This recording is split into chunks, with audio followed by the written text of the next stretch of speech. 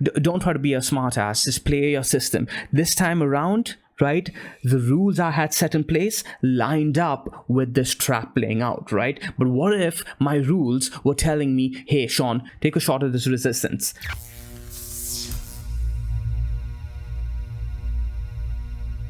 Hey guys, Krisha here. Please be cautious of any fake comments and emails you may receive from people pretending to be Mango Research. Sean and I will never, ever contact you for investment opportunities or anything of that sort. To get in touch with the real Mango team, make sure to join our official Discord chat using the link in the description below. Stay safe out there, and remember, do it Mango. And what's up, you guys? Welcome to the Mango Grove. My name is Krisha, and this is today's Bitcoin and Matic analysis video. I have Sean with me today. Sean, say hi. Good morning, everyone, and a happy Saturday to all of you. Krisha, it's Catan Day. That's right. It's so today's a Saturday. Yeah, it's a Saturday today.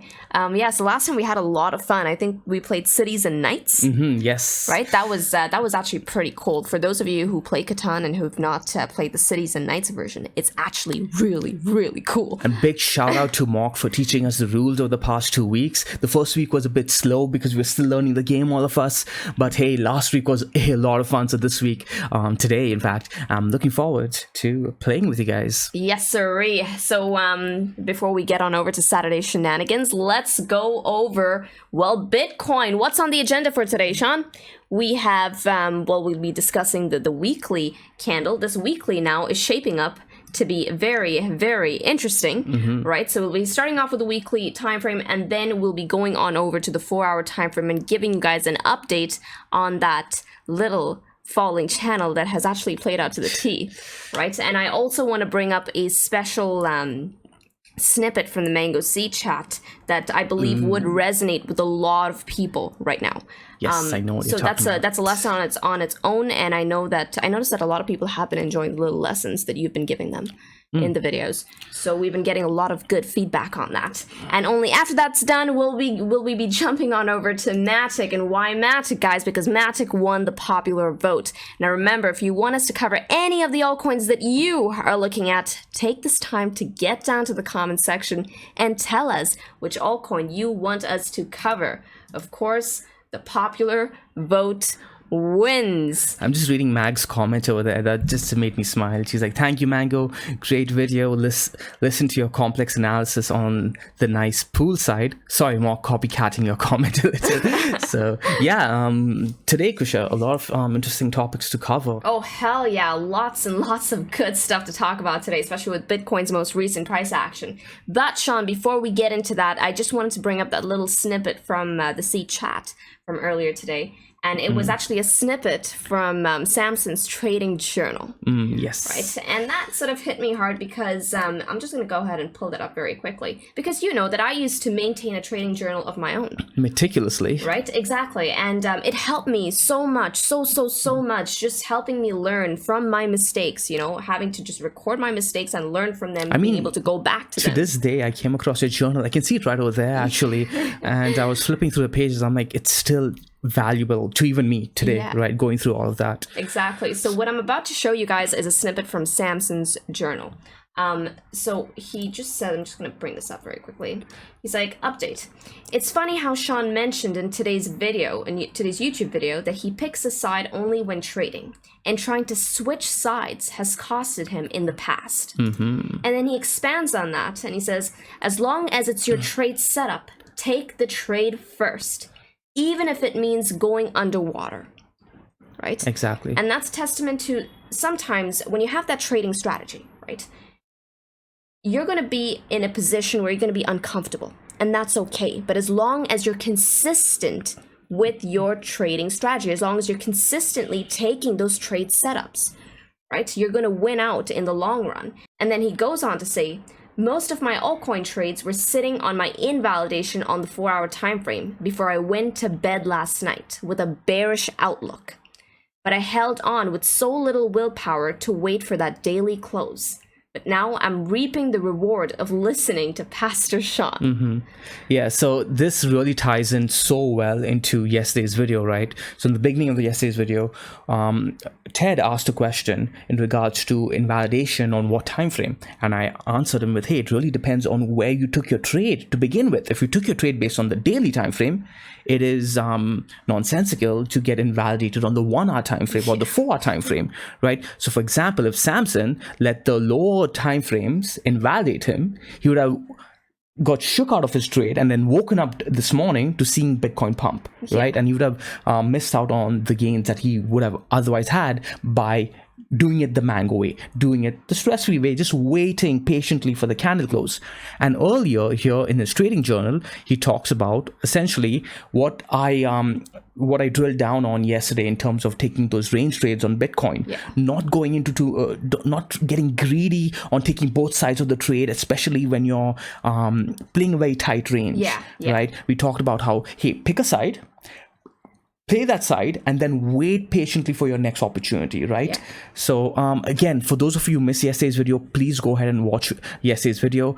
And I do want to highlight something else Samson said right over here, Krisha, I believe. And this is speaking directly to you seedlings.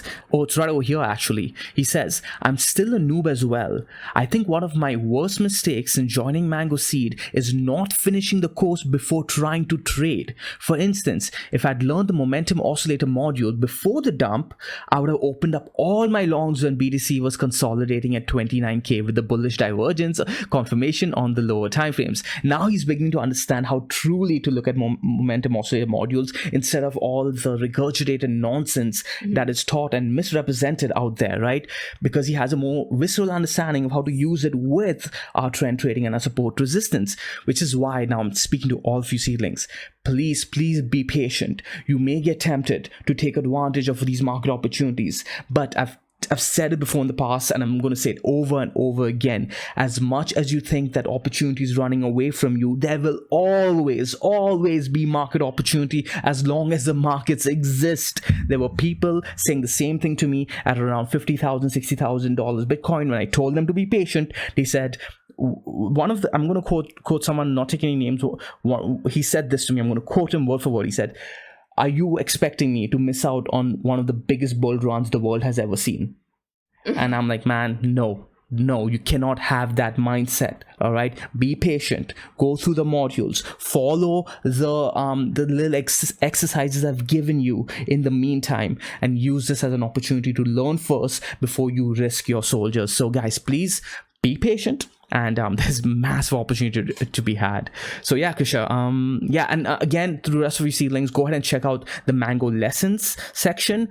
Samson has posted a bigger snippet from his journal in there, and further down in the chat as well, a bigger, really golden snippet, to the point where I PM'd him myself and said, hey man, that was freaking golden. You should be posting all of this in the Mango Lessons section, and he's gone and elaborated in here. So go ahead and check it out, guys. Yes. Okay, so those are Mango Lessons for, well, Saturday. Now let's get on over to the chart, Sean. Yep, let's do it. Brilliant. Alrighty, let me go and pull that up. This is the YouTube. Let's switch that tab. Perfectamundo. And Bitcoin is doing it. Now, weekly, Sean, Bitcoin on the weekly time frame. I'll give you my thoughts on this. So far on the macro, guys, I am still leaning bearish. Why? Because, I mean, yeah, it's a great candle. It's a bullish green candle. Freaking finally, right? But I'll still be waiting for certain regions to be taken out before I truly flip bullish. Okay, the first region I want to see price live over, allow me to just bring it up. All right, switch this baby off. 21 EMA. Now I want you to notice where the 21 EMA is swinging in at. It is swinging in at $39,000. That has also been a region of contention that Mango has been looking at. That is one of our upside targets. So for as long as Bitcoin lives underneath the 21 EMA, I will still be leaning bearish. Okay, once we start getting up above the 21 EMA, I'm like, maybe things are looking interesting. But I think the final sort of nail in the coffin for me, as far as a bullish twist is concerned, I'll be looking for price to get back over the breakdown point, guys, about $47,000. Okay, so the weekly right now so far, I mean, it's looking it's looking decent. What are your thoughts on the weekly, Sean? I wouldn't say decent, and this is where people are gonna get really confused, right? Because you're gonna let one single candle dictate the feelings that you have on the chart, which is understandable, but understand even more so that the structure of the chart has not redeemed itself just yet. Okay, but I do want to take us back to what we discussed last week, like literally exactly last week, Krisha, before the Sunday close. We talked about how, so we were on this candle, right? Yeah. This candle that closed underneath the green box territory. We specifically talked about, hey, Krisha, what if Bitcoin closes underneath, right, and then closes right back above, and in fact closes above the green box territory in the weeks to come? I had said that if that happens, that's going to be hands down, clearly, without a doubt, going to be a bear trap, right? This essentially, last week's candle is now, especially if we close like this, going to be a bear trap. And that lines up with what we're seeing on the 4-hour time frame as well, which we'll talk about very, very soon. But I want to emphasize on this. Guys, you can see a bear trap, right, without the charts actually turning bullish. People automatically think that, hey, if it's a bear trap, it means that the charts are bullish. No, you can have a bear trap with the charts remaining bearish structurally, where it's still more of a short trade than a long trade. You can use the bear trap as a opportunity to take longs, right? Because what you're doing essentially is, right, let's say, okay, let's have some, a little bit of a mango tangent over here, okay? Let's say you have this support region right over here, okay? And that support breaks. And if that support breaks, it flips into resistance, which means that you should be going towards the downside, right? However, if you notice that that continuation towards the downside did not go through, okay, and instead you bottom back up, right, and will start living above the support again, essentially you have a lot of traders trapped on the opposite side, right? You have a lot of bears trapped looking for that continuation. Now you can use their bad positions as momentum towards the upside for your long trade. So you're using the trap traders as momentum to take your long towards the upside. So yes, you're trading against the counter trend, but you have momentum of the trap traders in bad positions. What do I mean by that? Well, they are in bad positions, so they are eventually going to have to close out their leverage trades by buying into the market, and them closing out their bad trades is going to add fuel to your long trade going further to the upside, right? So shorts liquidating their positions, right, essentially are going to be turning into longs, adding to your being on your side. So that's what you're trading. But that does not mean that there won't be smarter shorts attempting another short at, let's say, that 39,000 region that you talked about, Krisha, right? So remember, we could have a bear trap with the chart overall still being bullish, right? Sorry, bearish, and vice versa. You could have a bull trap with the chart still remaining. This is how accumulation and distribution actually plays out in the longer term, guys. And again, order flow module, etc., addresses all of this in more detail. Krisha, does that make sense? I hope I was able. It does. I mean, to me, it does. So essentially, Sean is talking about a short squeeze and all of those squeezed out bears. Essentially, yeah. Adding momentum to, well, the longs. Now, and it sort of fits in line, this whole theory of a trap sort of fits. And why is that? Because, Sean, we also opened a brand new 4-day candle today. Remember what we were looking for, right, on that 4-day on the 4-day chart. If I get on over to the 4-day, I put on that Ichimoku cloud. Man. Notice what's happened here. I'm just going to go ahead and switch off my lines. Broke underneath the cloud, right back in. Exactly. And above above your red line too. Oh man. Like it's pretty. It's very neat. And look at that candle. That's not an ordinary candle. That's a very, very bullish candle. The fact that we didn't even see a wick high. There's no wick high. The freaking buyers came in there and they stayed there. They were willing to buy at those prices, right? So that is a very, very bullish candle. And look at what this, now this suddenly looks like a trap. Right? Exactly. All these, the two candles that close underneath the cloud is beginning to look like a trap. And okay, so we have that 4-day sitting in line with, you know, this being a trap. Okay, so since we've established this, now let's get on over to the 4-hour time frame. Okay. Now check this out. 4-hour time frame. Freaking beautiful chart. But I'm going to zoom out very quickly, switch off the cloud, and now let's bring in the drawings. What is this looking like, guys? this region right here. Right? Now, this is something, now for those of you who have been diligently watching our daily videos, you guys saw this coming. And why? Because Sean actually brought it up in one of our previous videos. This happened on July 14th.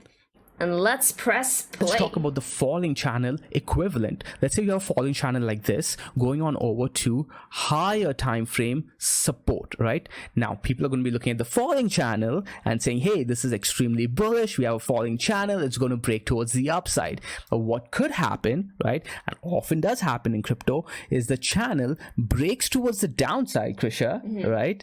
Test the support on the higher time frame, where the higher time frame support steps in. Now, this is where it gets really, really interesting, because all the traders who are looking for the break of the falling channel get shook out of their trade, and all the traders now who are trying to trade the break of the falling channel towards the downside are also wrong on their trade, because the higher time frame support steps in, right?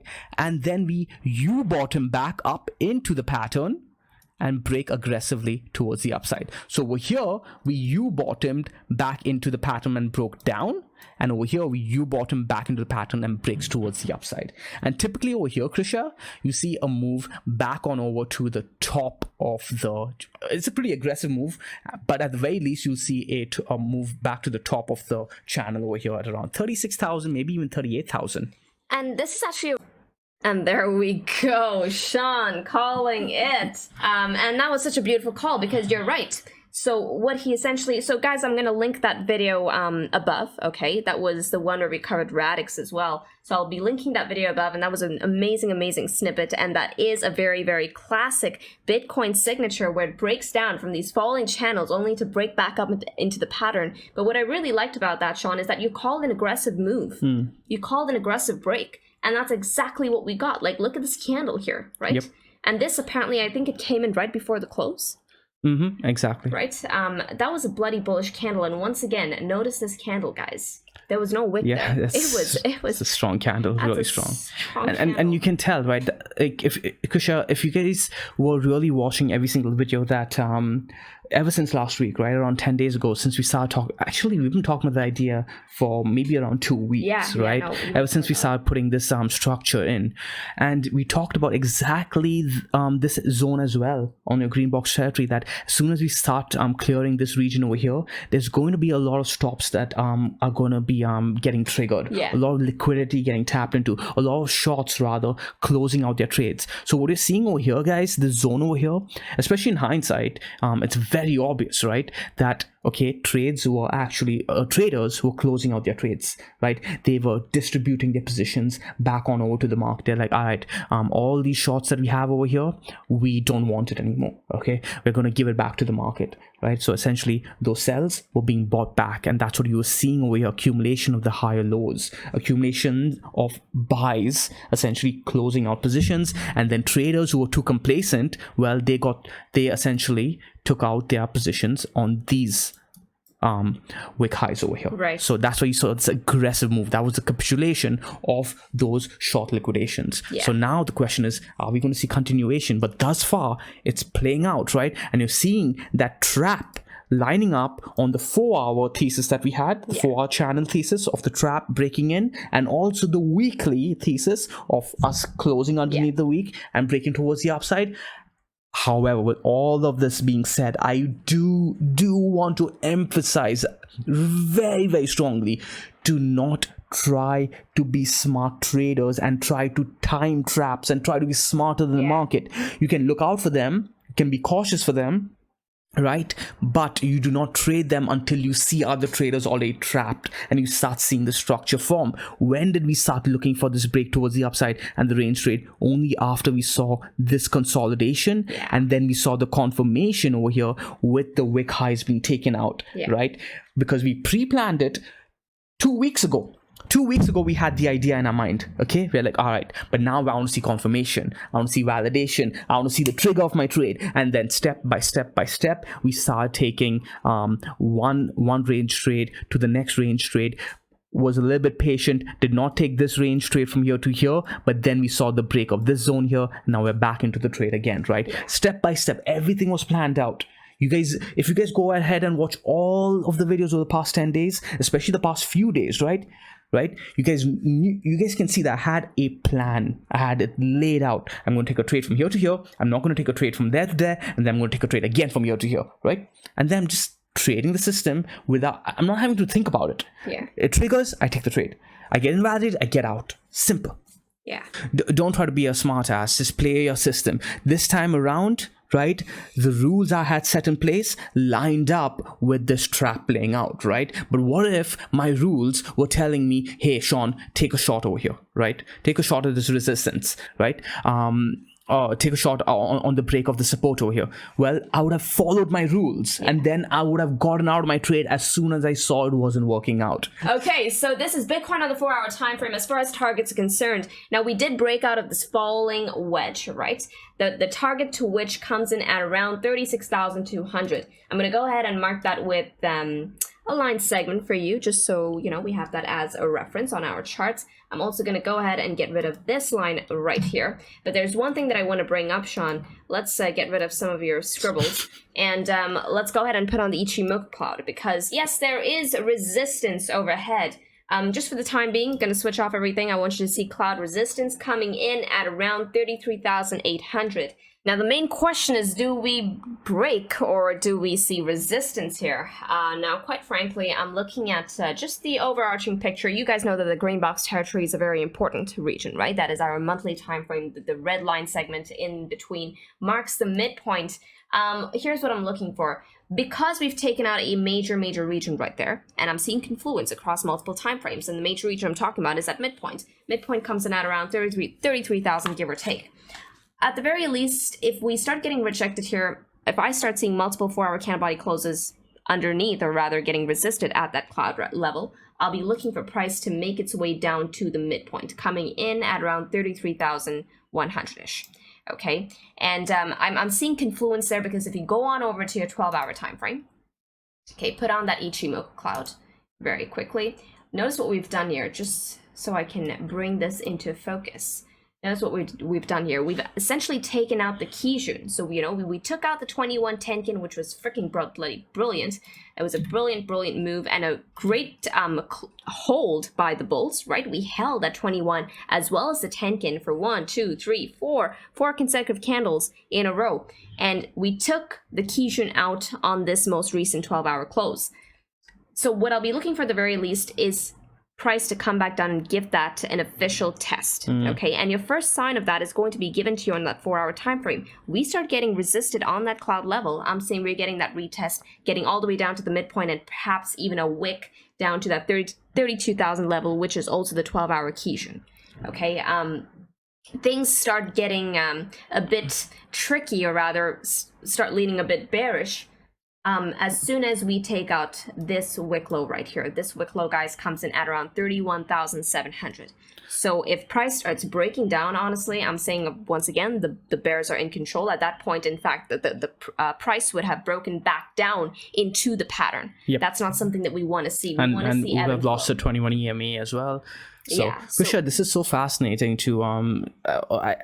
fascinating may not be the right word, but it's great to see your analysis and your lines on your chart line up with what I have on my chart. And again, I was looking at the 4-hour time frame as well, and I just want to quickly show you guys what I'm looking at, which is lining up very well with what Krisha is looking at. It's a bit of a different picture, but the thesis is around the same.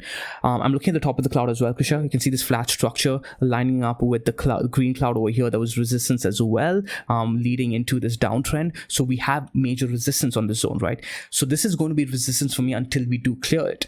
That being said, if we do reject over here, I was looking at these wicks over here to be retested. Essentially, you could look at these candle closes, okay, as well as these wicks, which you already have lined out. You have it marked out as the monthly mid level of your green box territory, right? I have it marked out essentially as wick highs that are really important. So I was looking for those to get tested. So we either see a test over here, okay, or a test over here, both of which are going to be buy opportunities to hunt for a higher low, lining up with us coming down to the flat of the cloud over here perhaps, and then seeing an attempt towards the top of the green box territory.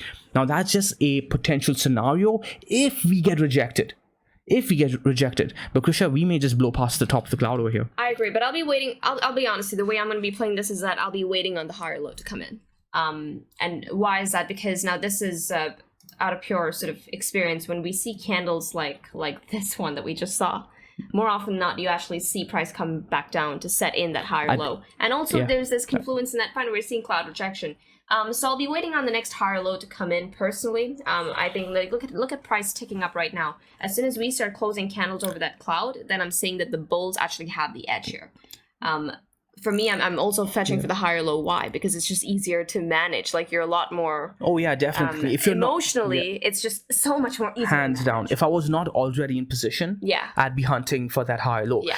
If it was any other setup that I was trading, right, in terms of just pure support and resistance trades, right, I would have been looking to take profits over here too. In fact, I did take a bit off, but not too much this time around before I taken out the entire position. This time I left the trade in, and I'm willing for it to pull back on me if it needs to.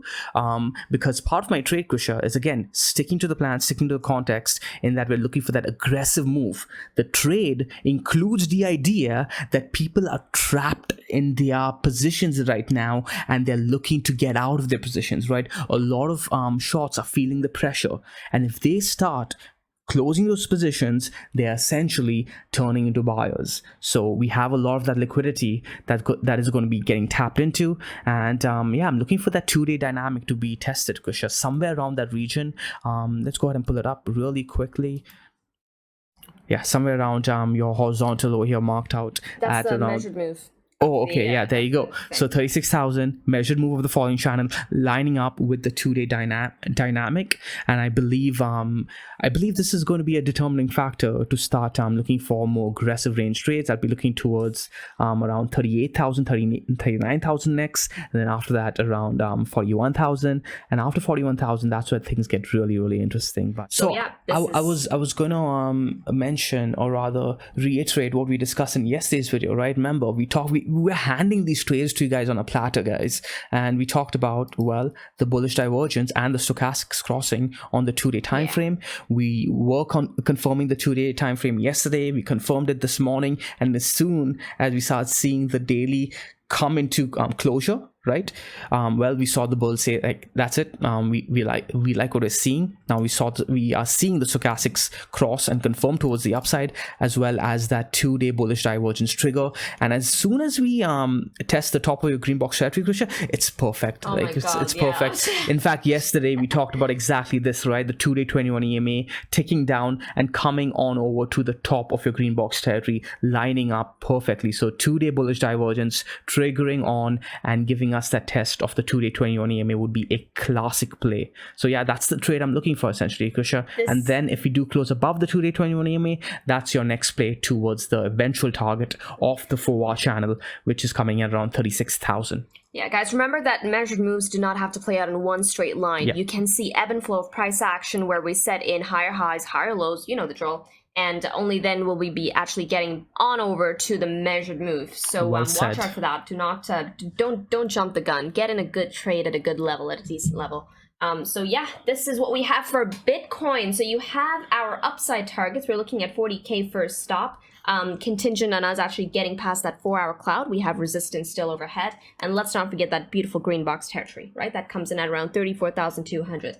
Only once we do that, I'm saying 40K. Once we start getting back up over 40K, then up we go. Sorry, this is not 40K. What am I saying? 36K. Once we start getting up over 36K, then I'll be looking for 40K. Okay.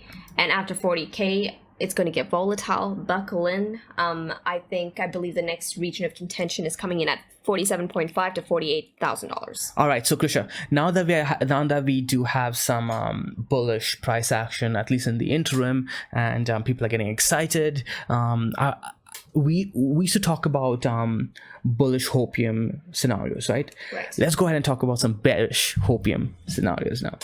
Bearish hopium scenarios. Yeah, nobody's hoping for bear scenarios really, but there are bears out there who are looking at potential scenarios for bear trades, and I think there might be one in play that we need to be keeping an eye out for. Okay, at least defensively as a community, and that might be something like this. Essentially, we are seeing this falling channel, right? A bigger structural falling channel. Okay, it may not be the neatest, but they do not need to be neat. If we do break towards the upside, Kusha, we do have a neckline here, right?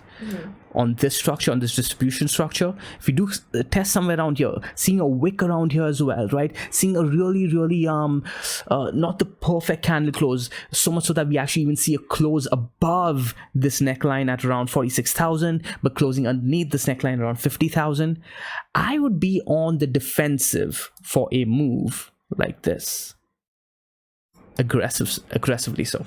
So again, just some bearish opium, throwing it out there, some weekend fun for you bears. But yeah, with that, I think we've covered most of what is important. Bitcoin, Krisha's not liking the look of what I just drew in just now. But no, I'm thinking. You're thinking about it. Okay, I'm thinking about it. I don't think it's going to be that aggressive per se, but yeah, watch out for a higher low to be set, and that's why we keep telling you guys that we're only going to start really truly leaning macro bullish once we get up over that breakdown point. That is going to be very important to us. So far, it's only the range plays that we're going to be gunning for. You're right, though, Krisha. It's not going to be that aggressive. This is the 2-day time frame. I'm looking for something like this to play out more in terms of like towards the end of the year, right? Like somewhere towards like December. I don't know. We'll flesh this out some more as the months come by, right? But at the moment, I want us to be thinking more in terms of the higher time frames and what could happen. Yeah. Start planning it out. Start fleshing it out in our minds. That's right. So yeah, keep up with the mango juice and you can flesh it out with us. Cool beans. Now let's get on over to the altcoin of the day. Let's do it. All right. So the altcoin is Matic. Now remember, if you want us to cover any of the altcoins that you are looking at, take this time to get down to the comments section and tell us which altcoin you want us to cover. And guys, think about it. We've got some really some odd altcoins actually making it onto the popular list. So like Radix and Axie, Infinity. Yeah, so take the time. You never know. Your vote may actually win out. So let's do Matic right now. And hey, if you're enjoying the video so far, do hit those likes. That helps us out tremendously. Now, Matic USDT. What? How about the weekly? Did we actually draw that in? Son of a gun. Wow. It's neat. And it was neat. We looked at this chart, right? So we covered Matic. No, yeah, I think we covered it just a couple of days ago, and those drawings are from then. I don't think those drawings are old, so... No, they're not old. Okay. We covered it very, very recently, but we drew out these horizontals for you guys. And notice how I drew out the midpoint, right? We had a major horizontal coming in at 76 cents, and we got supported on that. Let's get on over to the daily and see what happened there. Wow, Sean, it appears that we had a bit of a bear trap here as well. Indeed. Right? What are your thoughts on this chart? Oh man, this was probably hard to play. Yeah. Because I would have been looking for continuation all the way down over here, right, to this zone at the very least, because we took out this low. I think we took out this candle close as well. Yeah, this was yucky.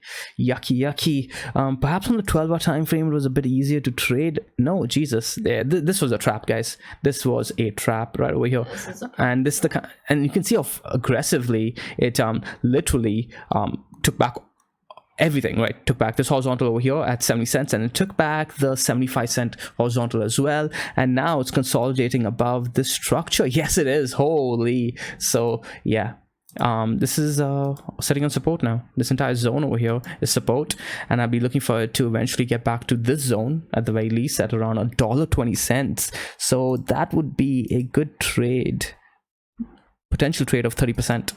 Yeah, that was a crazy. We do have a resistance level though on the structure there. Yeah, exactly, at $1. At $1. Yeah. So $1 next. Look at this candle, Sean. Yeah, that's that was a 21% candle. That was insane. Nuts.